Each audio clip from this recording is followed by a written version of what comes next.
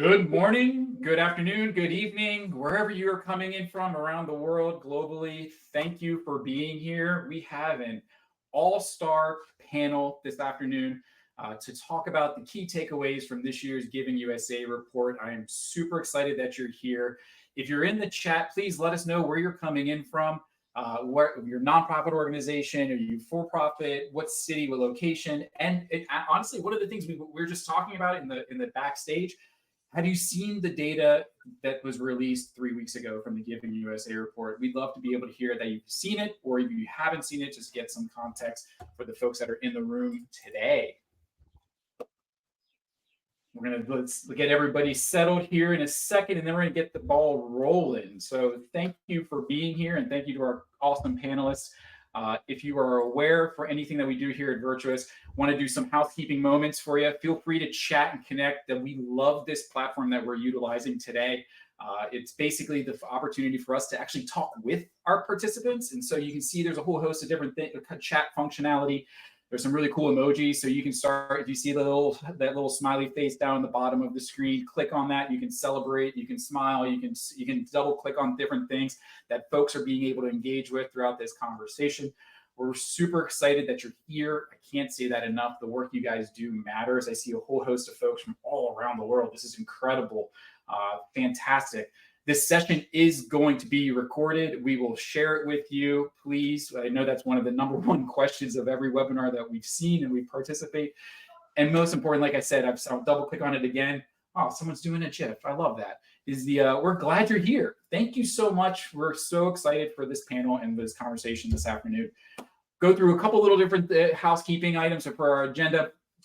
We're going to go through our welcome. We want to go through our introductions of our team members on our panel. I'm going to walk through the Giving USA findings and our top takeaways that we've seen. We're going to deep dive into the numbers, and we're going to have that panel discussion. So thank you, thank you, thank you. And with that, I'm going to ask my panelists to jump on board and introduce yourselves. And Barbara, I'm going to lean it over to you first, please.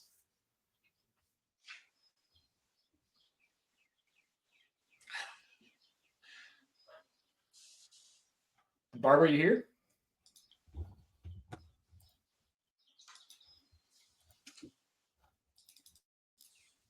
Oh, we lost Barbara. Let's go, Cherian. I was gonna say I'm trying to find a GIF for Barbara in the chat. Oh, there she is. I'm back. I heard her laugh. Oh, can you hear me? Yep, we can hear you. Oh, okay. Sorry, my Wi-Fi just went out for like a hot second. Oh, man. Hey, everyone. I'm so delighted to be here today. I'm Barbara O'Reilly, founder and principal of Windmill Consulting. We work with organizations to help them really build strong and sustainable donor engagement strategies. And I am just so thrilled to be here today to have this conversation with you all. We're grateful you're here, Barbara. We're starting, what is it? Barbara, Cherian, Koshry, Buck, Tomalis, Erik Kahn. Erik Kahn, something or what it is. Cherian. I don't love going after Barbara, but anyway, my name is Cherian Koshry. I work for Kindsight. I'm thrilled that you all are here and for this conversation. We promise that there will be takeaways, but we're going to have a lot of fun along the way too, because anytime the four of us get together, we're going to have fun. So. And our main guy, our actor, the guy who's keeping us all lively, keeping us on point, Clay. Hi, I'm Clay Buck, founder and principal of TCB Fundraising. I focus on individual giving. And Barbara, I appreciate your comment, but based out here in Las Vegas, we really don't like to talk about hot seconds right now. Sure. We'd really like to see some cooler seconds as we approach 120 degrees again today. So. Ooh, it is hot. That is hot. I can't handle the heat. I mean, I'd rather be in the air conditioner. All right. Well, let's jump into it. Let's jump into the numbers and go through a little bit about the Giving USA. As most of you know, if you participated in a Virtuous webinar or one of our presentations, I am a recovering fundraiser, as is our panelists. We all have served in the space. One of the things that I did all the time when I was in the space was I circled the date from the Giving Institute and the Giving USA report on the annual basis. I wanted to know, deep dive those numbers, what it meant to my organization, what it meant to the world of philanthropy. But one of the things I didn't realize until I came over to Virtuous, that it was actually funded and supported by a lot of technology and technology partners and a lot of agencies. And you can see that the Giving Institute is a member-based organization. You can see a whole host of our partners are on here. Virtuous is a big supporter, a proud member of the Giving Institute. Each year, this report sheds the light on the state of philanthropy in the United States. The unique thing, and I love that we have this group of panelists here, is Barbara and Clay and Cherian are also working on the research end of this document and this report, but it looks primarily at organizational giving through the lens of the United States and philanthropy. The numbers themselves are interesting, but for most nonprofits, the most important question is like, what are we going to do with this data? And that's what I wanted to do when I was sitting in that chair at my nonprofit. But before we jump into those next steps, I'd love to, let's dive into some of that data and look at what we've been able to just accomplish and what we've been able to see. And what you've seen really coming out of 2023, you've seen over $557 billion raised in 2023 after a tumultuous 2022. Total giving grew and may indicate positive signs in the nonprofit sector. The total giving remains above pre-pandemic numbers, but when we adjust it for inflation, it doesn't come up to that. So the COVID pandemic has disrupted our nonprofit operations, complicated our ability to provide services, increasing our demand and creating those new constituent needs. And one of the things that we're going to showcase is our key takeaways. We showed that our giving has reached high in current dollars, but didn't outpace inflation. But when we adjusted for inflation, 2021 still remains the best year giving on record. And giving by individuals is shrinking and giving by foundations is growing. And so when you see this, right, and so you can see the screen here, you can see that we're still on this hockey stick going in the right direction, but we still haven't hit the highest level during the pandemic. We're still at pre-pandemic numbers. We're better than where we were. Yet when we adjust for inflation, again, inflation was about 4% during 2023. And so the stock market, the GDP, buoyed, the increase in current dollars, both performed better than economists have actually initially expected in 23. However, total giving has yet to surpass that all-time inflation high, which was in 2021, as I identified.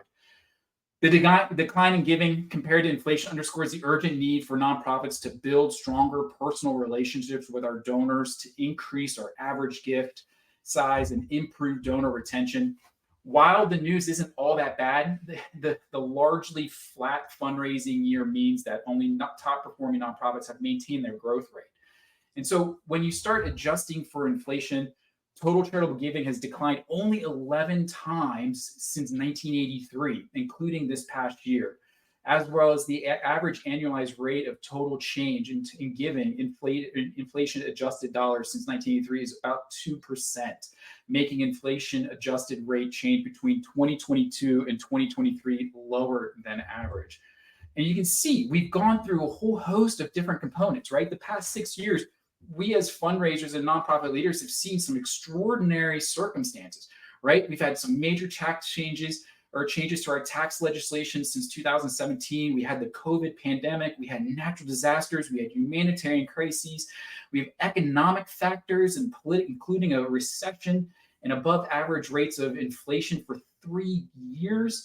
It's changing the norms of how we are being transparent about these large gifts that are coming in, these mega gifts that are coming in from the McKinsey Scotts and everywhere else that you're seeing, and these disruptions in our supply chains and our data availability.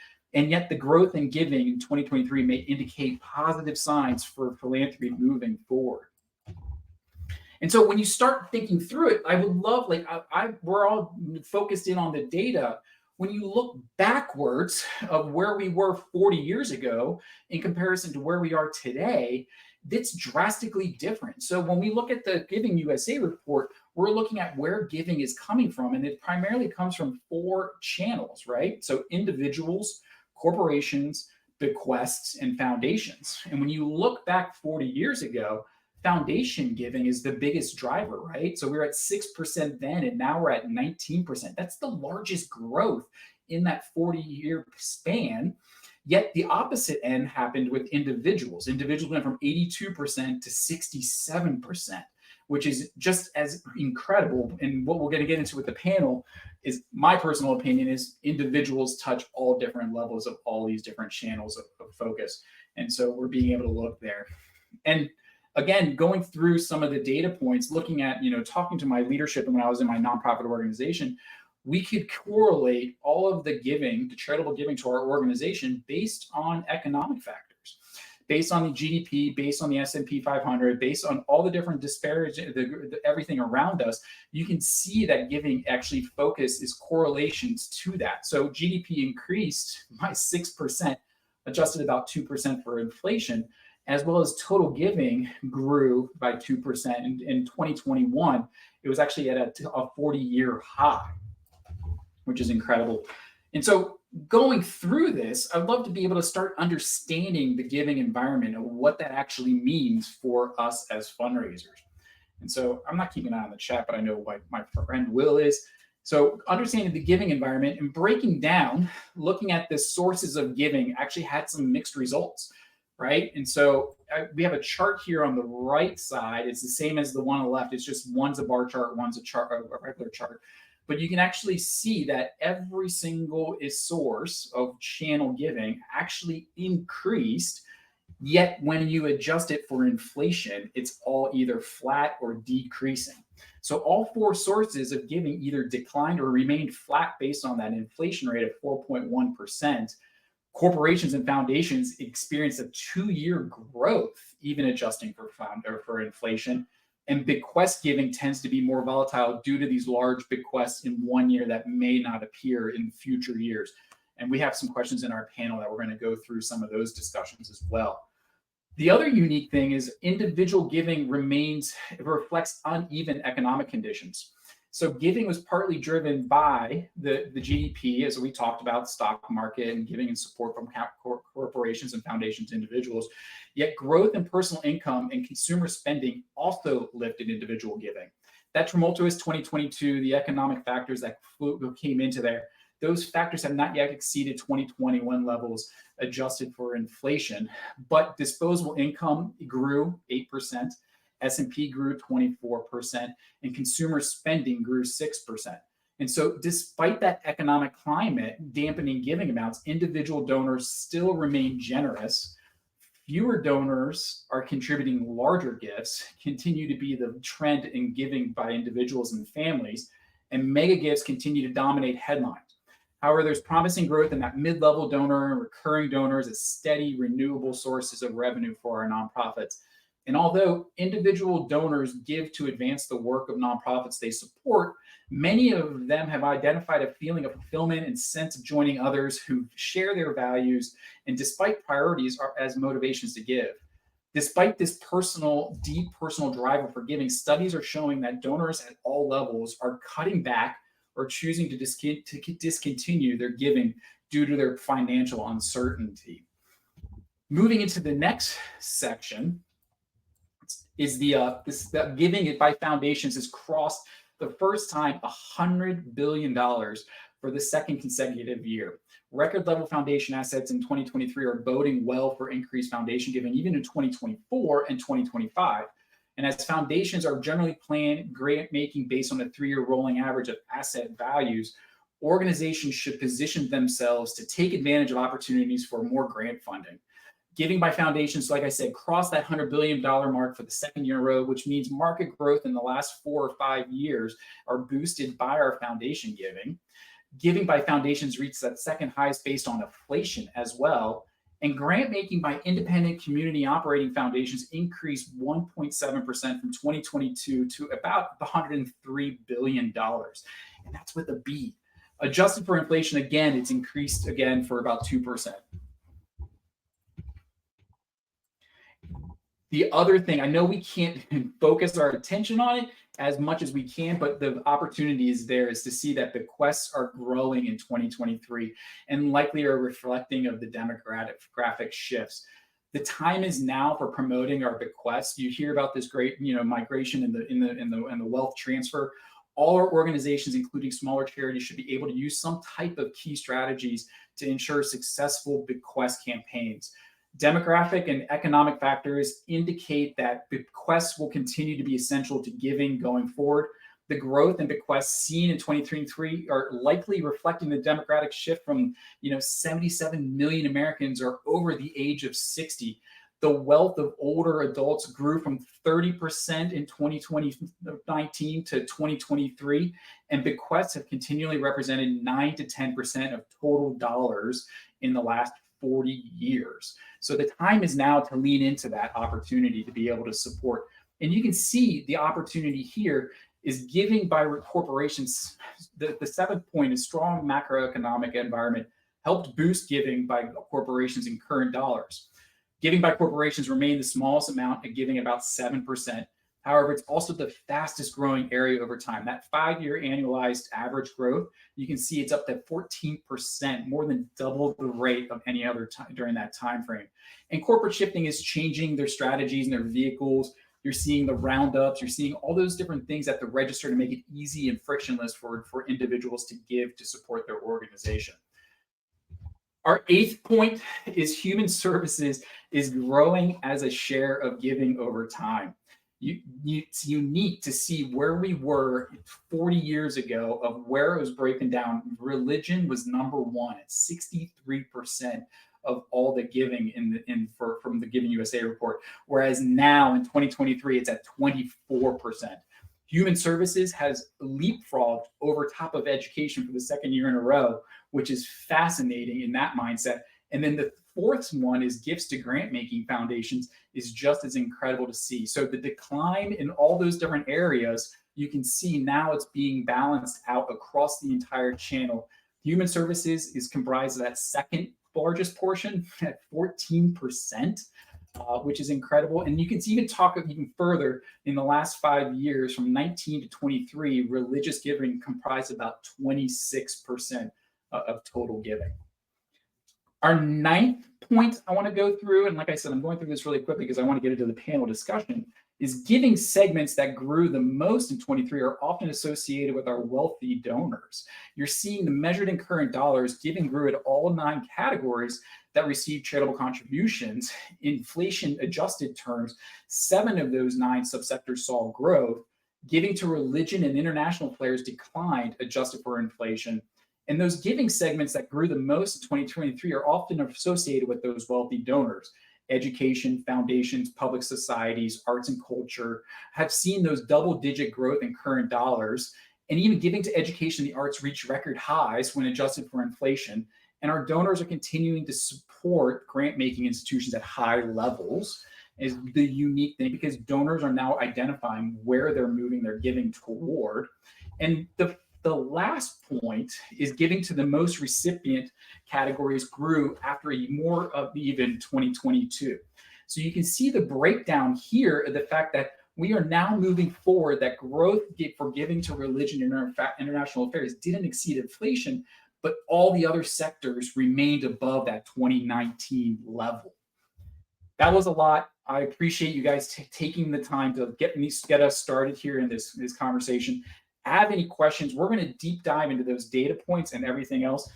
I'm going to take a breath because I'm going to jump into this panel to be able to hear more about our team and where they're coming from and their points of view. But really, I'm going to kick it over to Barbara if I can, and have you I'd love to ask you the question of why is this report important for nonprofit leaders, and what did you take away from the data set?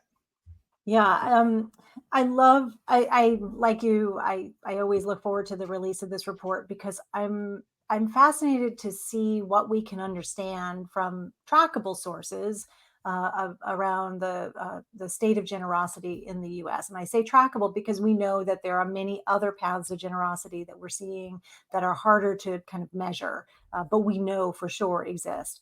And I think this is such an important moment to reflect because we don't fundraise in isolation.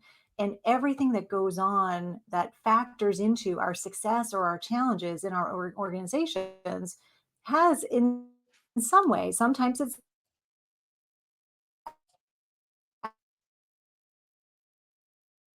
absolutely internal, right? Internally created for all. I think we're are living losing. and breathing all sense of. I think we're losing Can you, you hear me? Barbara. Back and forth. Your Oh, Wi-Fi is coming in and out. I think you're back though. okay, I'm back. So this is, we don't fundraise in isolation, and I think we have to understand what are the other factors that are going into trends that we see across the entire sector, verticals within the sector. Where are we seeing movements around through foundations and corporations, bequests for sure. These are things that are absolutely pointing to doubling down on deferred giving as a promoted opportunity for your donors. This also answers that question when your boards say we need to get more corporations to give to us, and then you can point to it and say, actually, the trend line is showing that they're decreasing in their giving and so forth. So I think this is a really good, it's not the exact and absolute measure of generosity in the US, but it's a really good economically rigorous study of what we can understand of trend lines that may or may not affect how we think about fundraising for our own organizations. And when we were preparing, that's fantastic. I love that, Barbara. And when we were preparing for this, Clay, you had a really good thought process on all the different other trend lines, other places we should be looking at. And what did you take away from this report, as well as what else should we be looking at? Yeah, no, good. Thank you. I'm on the look forward to Giving USA every year bandwagon, and I'm loving the comments in the chat and the questions about, and I really defer to Barbara on the methodology of how things like DAFs, et cetera, are counted. But what I look at and what I see is exactly this: giving to foundations, giving to DAFs, things that we do see kind of showing up in Giving USA, also point us to where are we not seeing acts of generosity, and looking holistically at the sector and the other reports that come forward, like the Giving USA from Scarcity to Abundance report, which now is being updated quarterly in their Pulse reports, like M&R benchmarks, like, the list goes on and on and on, Fundraising Effectiveness Project, that we really start to see a true picture. And I mean, I shared earlier on LinkedIn, I think we can look at this in two ways. We can either look at it and go, inflation, giving is dropping. We're now at what, 5, 6, 7 years of giving by individuals being below 70%, where we used to count on 70%, and we can be, the sky is falling and Chicken Little running around. Or we can look at it and go, $500 billion in generosity. Like, no matter how you slice that, no matter how you look at that, generosity, giving, philanthropy is alive and well and functioning in the US, and people are giving. And I think one of the major takeaways is this is not the time to panic. This is not the time to stop our work. In fact, it points us to investing in our work, especially in, and since it's a Virtuous webinar, we'll use the phrase, right, especially in the responsive model, or stewardship, or however you refer to it, but investing in the relationships and the ongoing process of digging into and doubling down on human generosity. To me, that's the biggest takeaway from everything that we're seeing kind of clumped together. Do the individual statistics and numbers point us to certain potential tactics and strategies? Sure, absolutely. Overall, I think we can celebrate, and I think let's kind of use it too as, $500 billion. Like, a lot of that, if not the majority of that, is attributable to fundraisers. So, here amongst us in this room, let's pat ourselves on the back a little bit and go, you know what? Not bad, right? Not bad at all. Go us. Go us, because it's incredible the amount of impact we're having in our local communities. And what we didn't even share, and I didn't even go through the report, there's 1.5 million nonprofit organizations today. And when you look back 10 years ago, I think it's a growth of about 450,000 nonprofits. So there is more noise, more activity, more challenges out there. And to raise that amount of dollars for our communities in this climate is so incredibly important, impactful. And I'm going to double click on that. It's all about the relationships. It's all about the getting out there and making sure our donors are feeling that we're connected with them in that personal manner, because again, there's so much noise out there.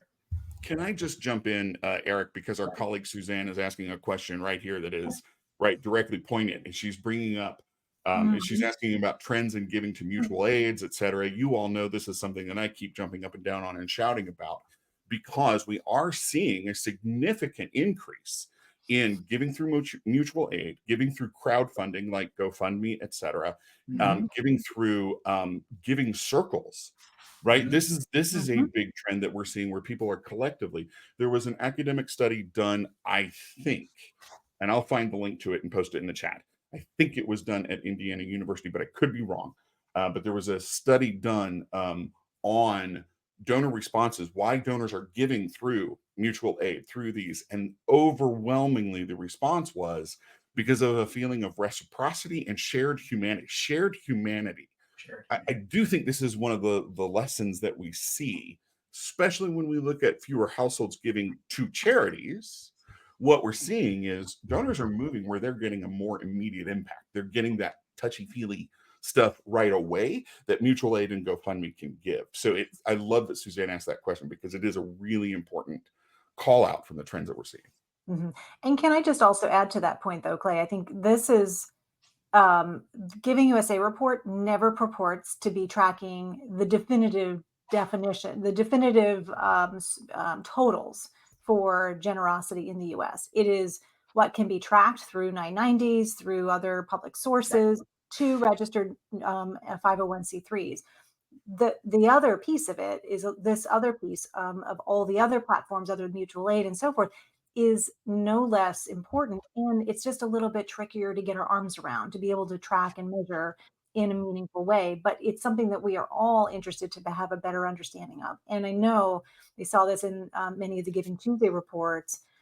There's, I think in one of the more recent ones, it was like 57% of people who were surveyed said that they give to registered nonprofits, individuals, and mutual aid. So there's this definite movement. If we're paying attention to the bigger ecosystem of giving and generosity, it's that there are many different ways that people are exercising that. So it is no longer just to us as nonprofits.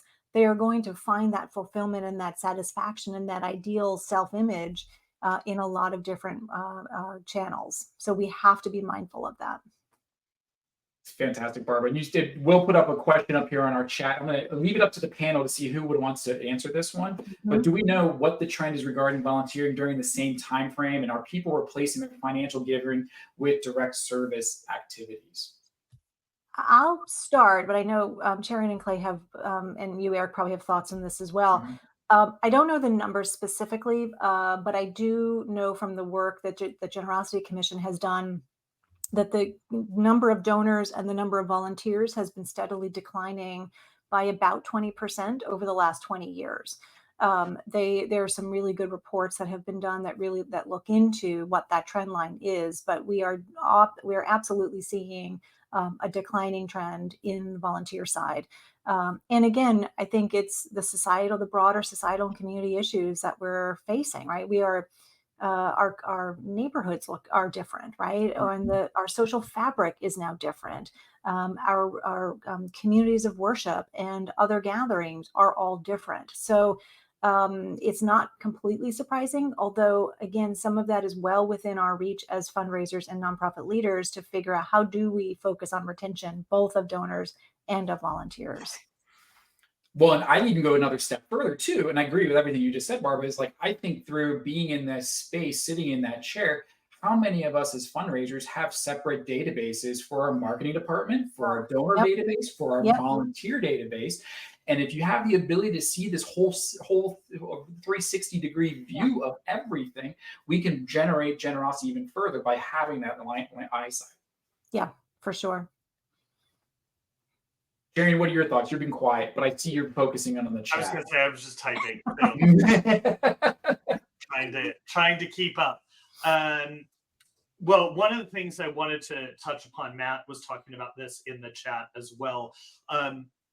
I think one of the things that we need to recognize from this data and the other data that's out there around trends in fundraising in particular, such as the Fundraising Effectiveness Project, is how at the same time we're seeing this giving, as Clay mentioned, $500 billion.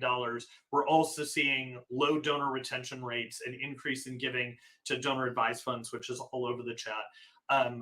I think what we're experiencing right now is the American population in particular feeling like we're being coached into believing that generosity only occurs at a certain volume, at a certain at a certain value, right?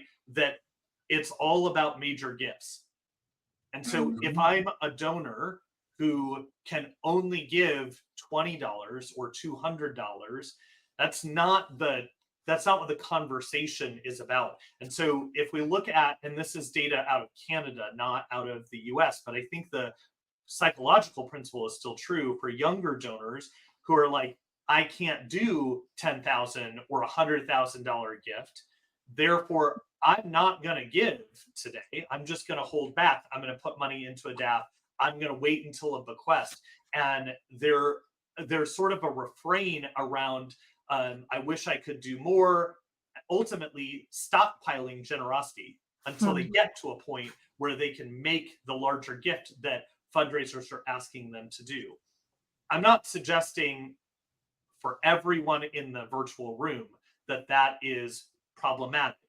What I would say for myself is that we're not doing ourselves any favors as a sector when people decide that $20 is not worth giving to a nonprofit organization. So when we're looking at disaggregated giving, things like GoFundMe or things that are not tracked, we give away, like our family, like kids come to the door, it's the football booster, somebody selling a wreath for the Boy Scouts or something like that. We give away hundreds of dollars in stuff that we don't get a tax receipt for, that never ends up on our form, on our tax forms, and nobody is tracking in any kind of CRM. But this stuff happens all the time.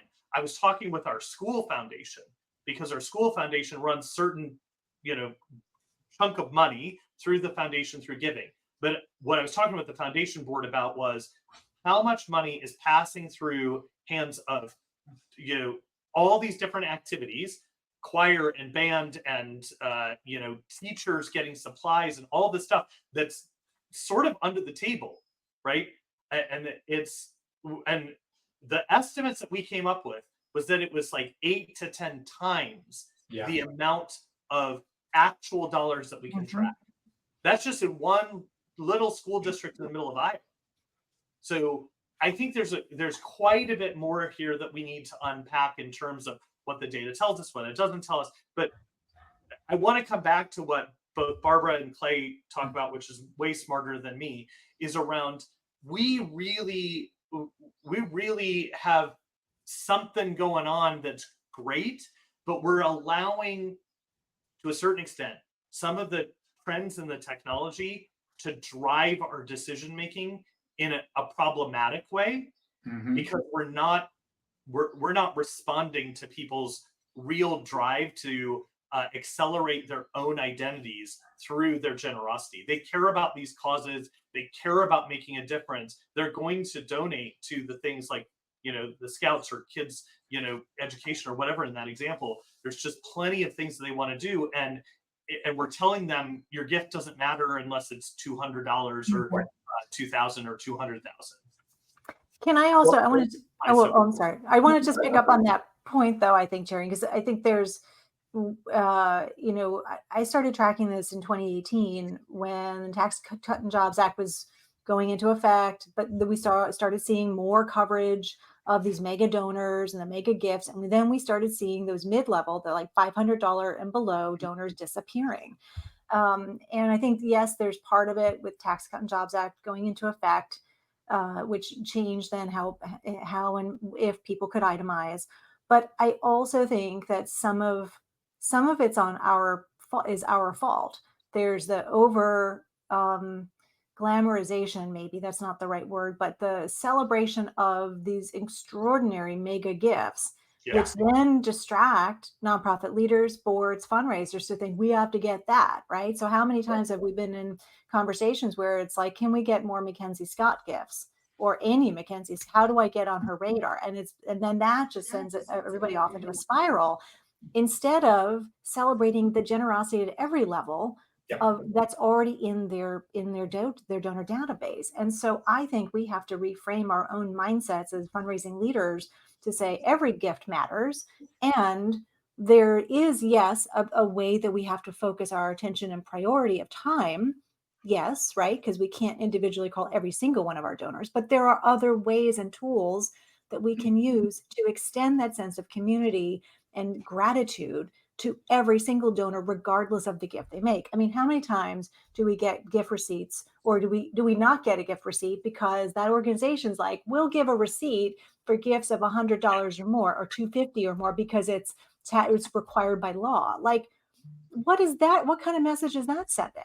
Yep. So I think part of it is, yes, economic, society, factors at play, but also we do this to ourselves as a sector, and we have to reframe the narrative. Well, I remember, I'm going to age myself for a second, where it's like, I remember being in the chair and, hearing, hey, who knows Oprah?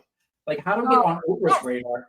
And now it's the Max Scotts of the world. And, I think through, and it's kind of, to your point, changing the narrative of your board and your strategic leaders, because they're the ones that are seeing the news. They're the ones that are seeing the press. They're the ones that are helping us as nonprofits focusing on our fiscal year and everything else. Whereas I look at it where it's like, would you rather have 10 donors giving $100, or would you rather have 100 donors giving $10? Because if you lose $100 donor, you lose 10% of your program, your revenue, the things that you're doing for your community. Whereas you lose a $10 donor, you're going to pick up another one up tomorrow. You're going to be out there asking, you're going to be having those conversations. So I'd rather reduce the risk and focus on treating everybody like a major donor and building that stewardship and growing generosity from the ground up. Sorry, Clay, I interrupted you. I knew you were running. No. I was jumping in, and I'm shaking my head at you both, because you're so like 2022. And Mackenzie Scott is 2022. Now it's Melinda Gates, right? All the news about Melinda Gates are we on?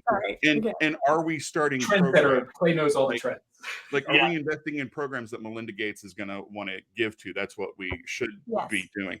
No, I'm jumping in because I live to champion the mid and the low and the mid range.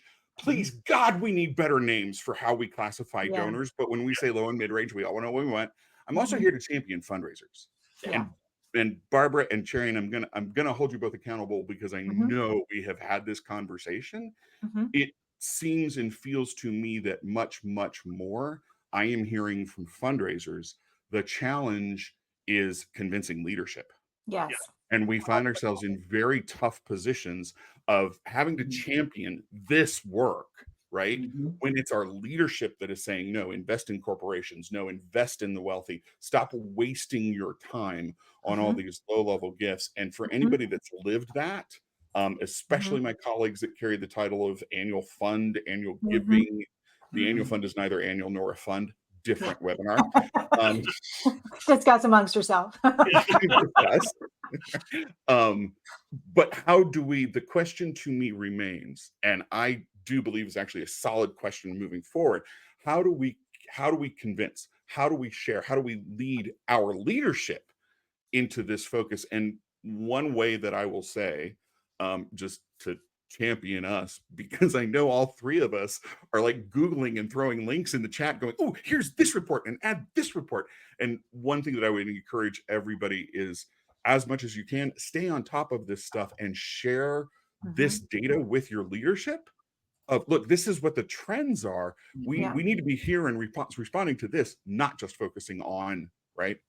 If somebody answers no to this poll question, can you just reach out to me and talk to me? Because I don't, like, every job that I've ever had, I have colleagues in the chat right now, former colleagues who are saying the same thing. There's roughly 23% people saying no.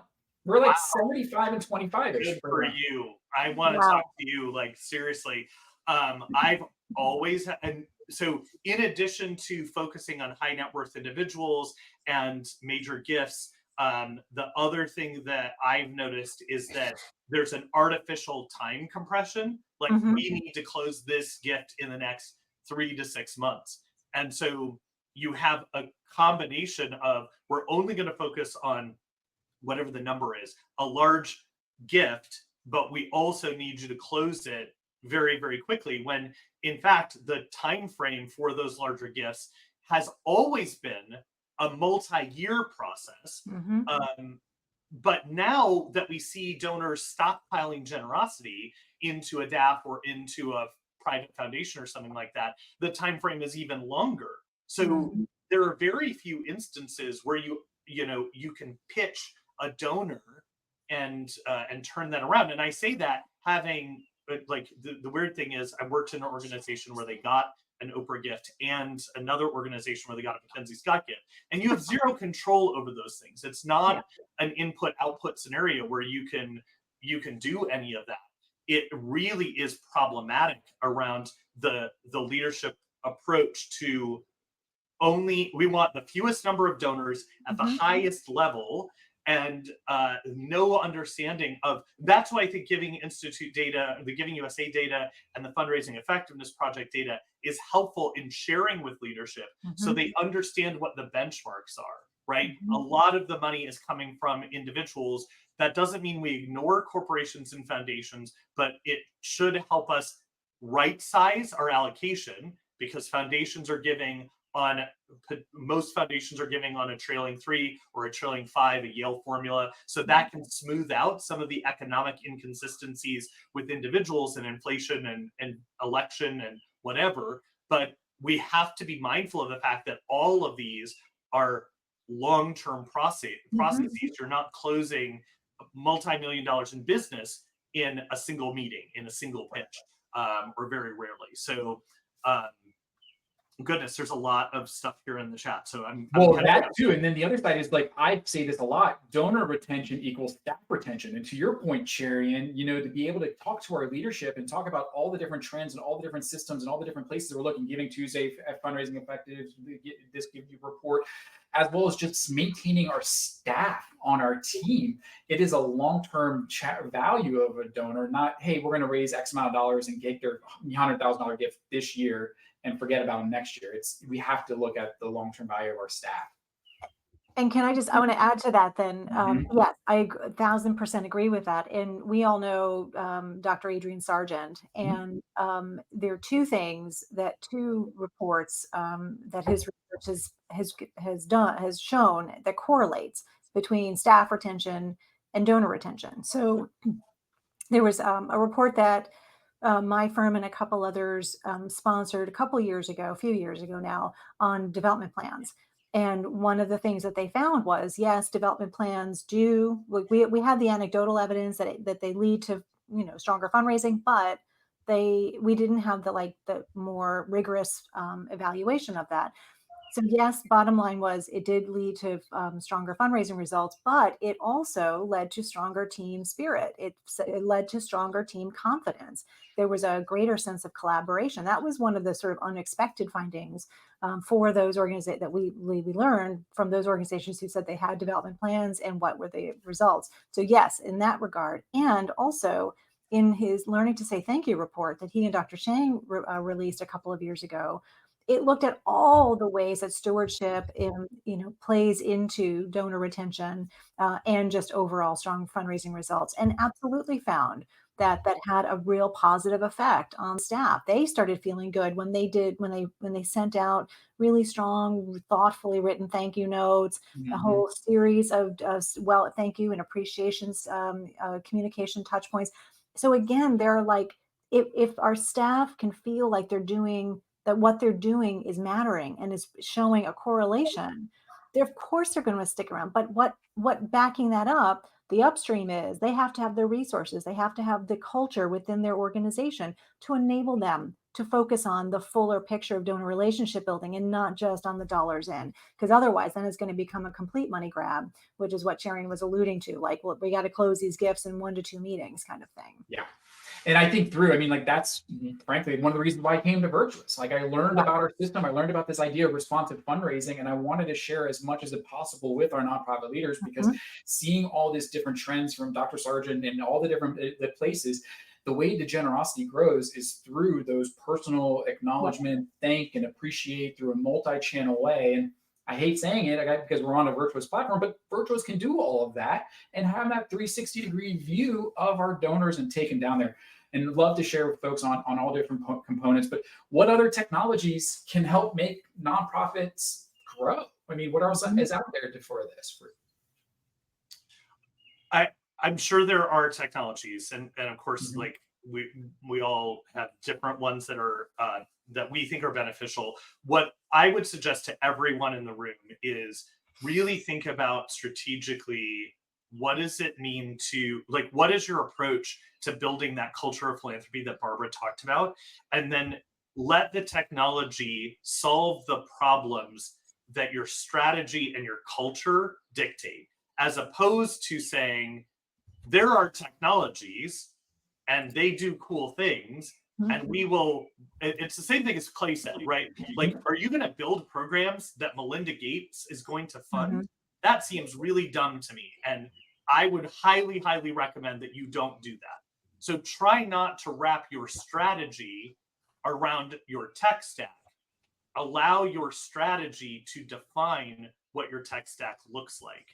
And really then optimize for the things that, like, if you're going to build a robust fundraising, sustainable fundraising structure with a lot of donors who are contributing at various levels, and there's a clear kind of stewardship, you've solved the leaky bucket problem, you're keeping your donors as best you can, and you are upgrading a certain group of them every year or so, but you're mindful of the fact that not every donor is going to give every year. All of those types of things lend themselves to different types of technology tools, but also things that you might be particularly good at or particularly bad at.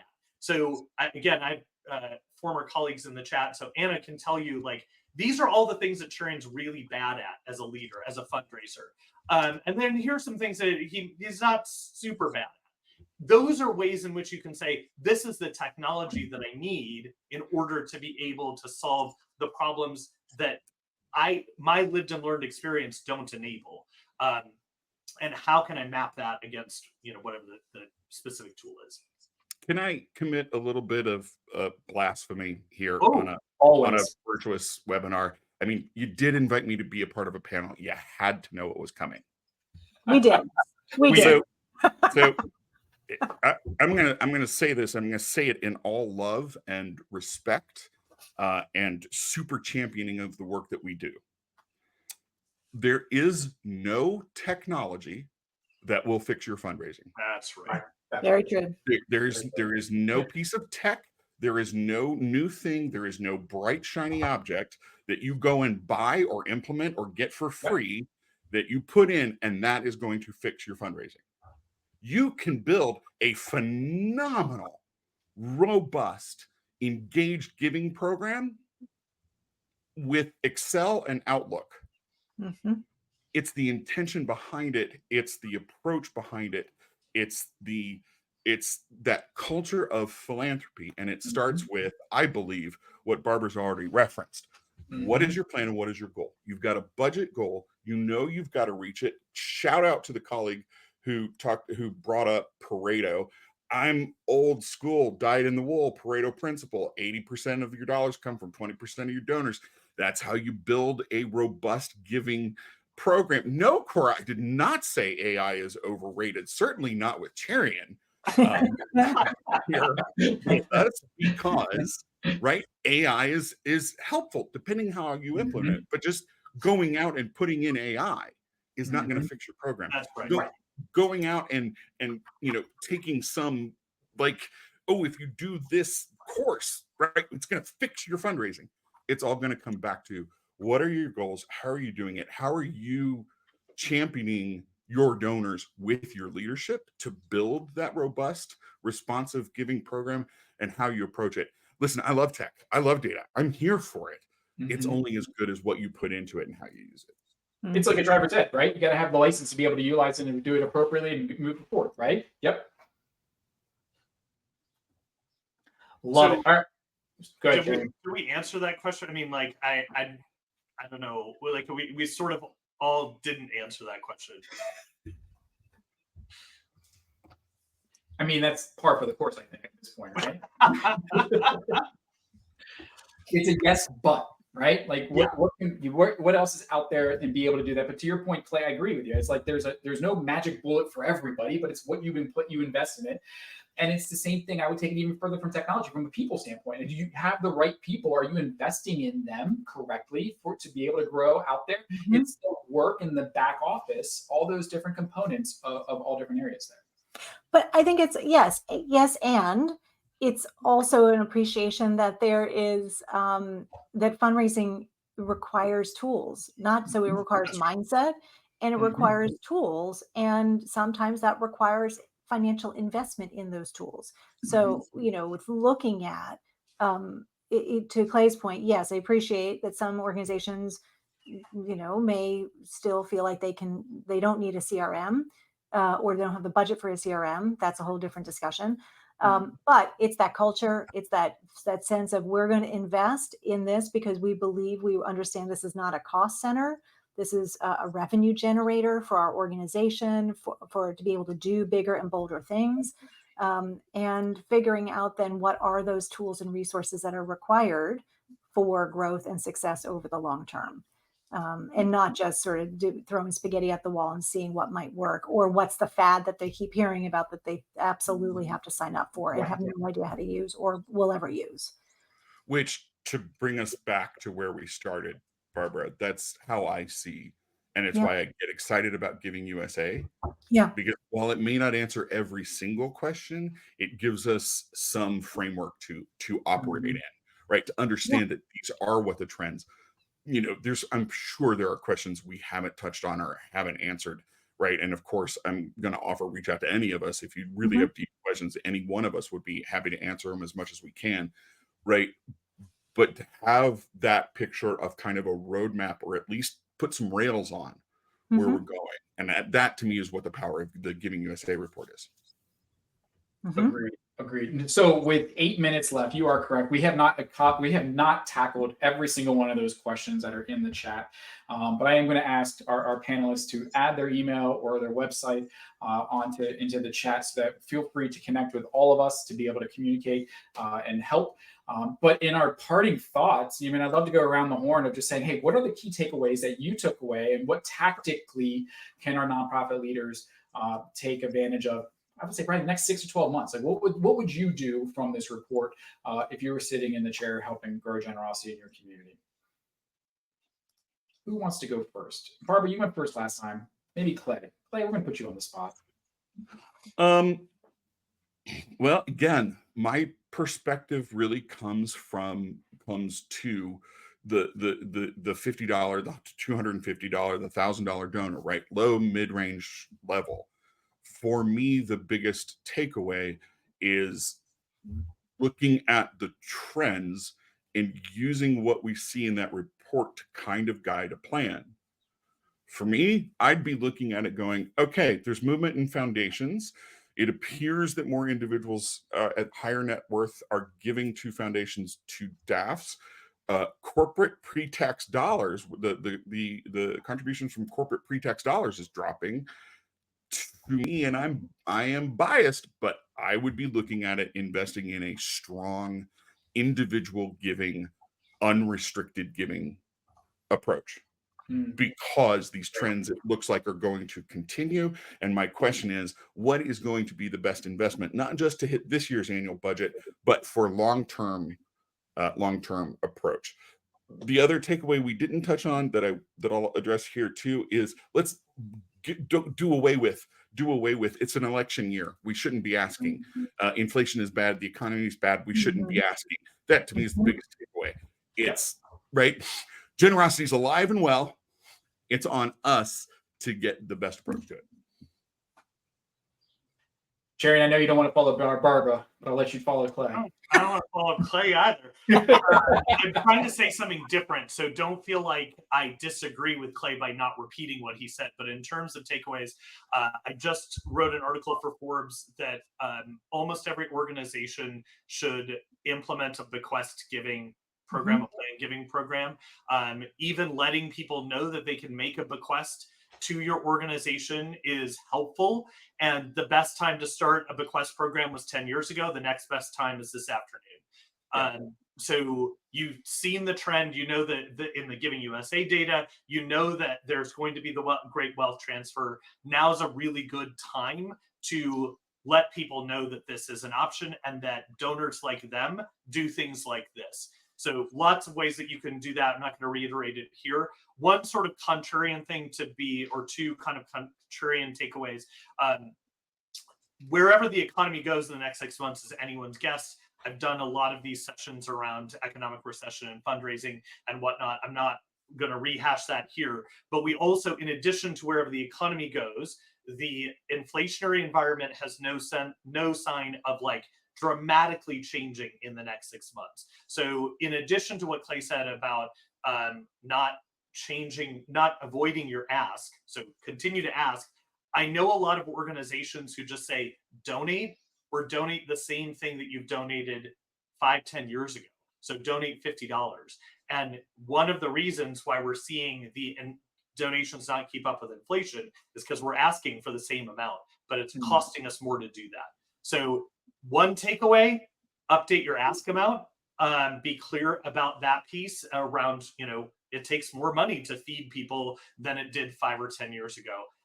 And of course, we have an election here in the States. And, given what's just happened in the UK and France, where I just was, anything can happen. Lots of surprises. Yeah. And so there's legislation that's the Tax Cuts and Jobs Act expires at the end of this year. I'm at the Hill this week to talk to our congressional leadership as part of my role with the AFP board to try and reauthorize some of that. Please reach out to your congressional leaders about that, but also be mindful that that shift could affect what the 2023 numbers look like as well. And Barbara? So, I mean, how do I follow these two? Right. I mean, I should just say, and good night. So yes, in addition to completely agreeing with what Clay and Cherian have shared, I would offer two things. First, this is a moment of celebration because this $500 billion has come from the hard work of fundraisers like you all who are on this call today and others around the country. This is extraordinary, and not to shrug our shoulders at and say, oh, but woe is us, the sky is falling, because we see a headline in some of the press that's like giving us down. That's dismiss that, because this is all from the hard work of what fundraisers and nonprofit leaders are doing. So that is my first takeaway. But the second is use this as an opportunity to reflect on what your own giving strategies are and fundraising strategies are. Are you keeping pace with what the national trends are showing us as giving to nonprofits? And then piece together the other bits of the puzzle of what other reports are showing in terms of giving trends, and reflect on do your donor audiences track along what giving trends we're seeing? If you're seeing, as Cherian and Clay pointed out, a continued increase in bequests, like the bequest number itself is something like 42 billion compared to like the 36 billion that was given by corporations. So like, think about that for a minute. Yep. Individuals dying or leaving more than companies who are reaping our profits. So that might be the opportunity to build out something in your giving, in your fundraising strategies for a longer term sustainable growth.